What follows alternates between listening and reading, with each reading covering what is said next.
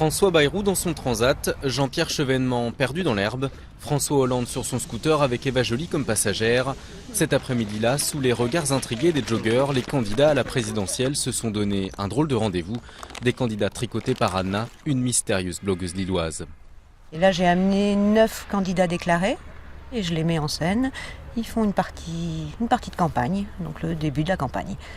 Avec beaucoup d'humour, cette blogueuse d'une quarantaine d'années donne vie à ses personnages de laine dans des décors grandeur nature, toujours avec le sens du détail qui colle au discours politique de ses poupées.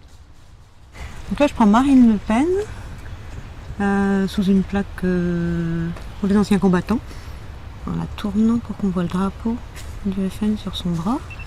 Un travail de longue haleine, compter 6 bonnes heures de tricot pour un seul personnage. La photo de famille est pour le moins insolite. Tous les candidats à l'Élysée sont passés entre les aiguilles d'Anna.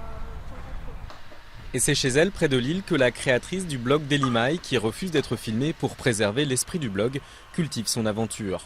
Très vite, la soixantaine de personnages tricotés a envahi les étagères. Anna a même dû leur consacrer une pièce entière. Les internautes aiment, le bouche à oreille fait le reste, et la petite aventure confidentielle commencée en mai dernier a pris de l'ampleur. Le record absolu, toutes catégories confondues, c'est DSK et le Sofitel, parce qu'en 2-3 jours, quand j'ai publié le billet, il y a eu 30 000 visites.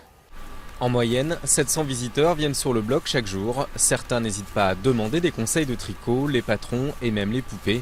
Mais pour Anna, avant la technique, le blog est d'abord consacré à l'humour et les prochains mois ne devraient pas en manquer. Dans la campagne électorale, il y aura forcément tous les jours matière à, parce que forcément il y a toujours le discours officiel, les postures, les calculs, toutes ces choses-là. Donc là, je crois que ça va être du pain béni pendant encore 6 mois. Anna ne sait pas encore si elle continuera l'aventure après l'élection présidentielle, mais d'ici là, il lui reste encore 6 bons mois pour tricoter l'actualité.